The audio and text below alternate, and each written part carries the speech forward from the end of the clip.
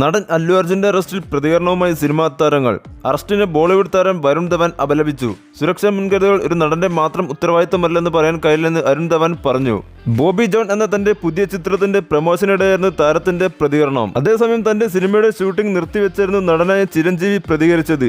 വിശ്വംഭര എന്ന തന്റെ ചിത്രത്തിന്റെ ഷൂട്ടിംഗ് നിർത്തിയ ചിരഞ്ജീവി അല്ലു അർജുന്റെ വസതി സന്ദർശിച്ചു. അല്ലു അർജുൻ അറസ്റ്റിലായതോടെ നിരവധി പേർ താരത്തിന്റെ വീട് സന്ദർശിച്ചിരുന്നു.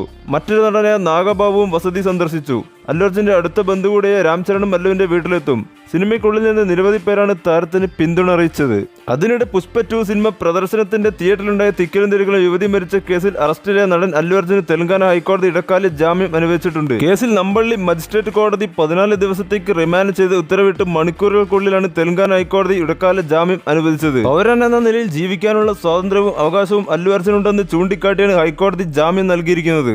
പ്രേക്ഷകരായ നിങ്ങളുടെ അഭിപ്രായങ്ങൾ കമന്റ് ചെയ്യുക. വീഡിയോ ഇഷ്ടമായി ലൈക്ക് ചെയ്യുക. ചാനൽ സബ്സ്ക്രൈബ് ചെയ്യുക.